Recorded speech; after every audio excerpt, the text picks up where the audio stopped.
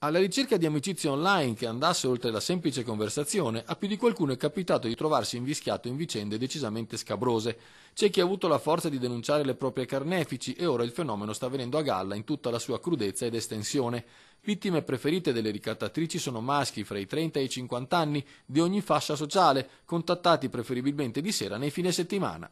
Venivano contattati attraverso i social network o attraverso alcune chat molto note da ragazze particolarmente avvenenti. Dopo il primo contatto e dopo aver ottenuto dalla vittima dati sensibili come nome, cognome, indirizzo e altro ancora, la ragazza si spingeva oltre la semplice videoconversazione. Invitava con ammiccamenti la persona a spogliarsi o addirittura toccarsi, eccetera. Quando le cose erano arrivate a questo punto, la vittima era ormai nelle mani della sua adescatrice che interrompeva la videochat uscendo allo scoperto con la sua intenzione originaria. Ricattare questa persona con un pagamento di un bonifico di circa in genere 500 euro, pena la pubblicazione del video, naturalmente le parti più imbarazzanti, sul proprio profilo Facebook. E non solo sul profilo del social network più diffuso del momento, oltre 30 le denunce arrivate in circa 2 mesi, la prima delle quali presentata a Rovigo, ma si stima che le persone coinvolte in tutto il Veneto che ancora non siano uscite allo scoperto per la vergogna siano molte di più.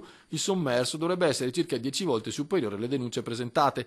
Dal dirigente della polizia postale arriva un consiglio che sembra superfluo, ma considerato quello che accade non è tale. Non accettare sessioni di video chat da sconosciuti barra sconosciute e soprattutto non fornire, nel momento in cui si decida comunque di fare una video chat con uno sconosciuto, di non fornire dati personali.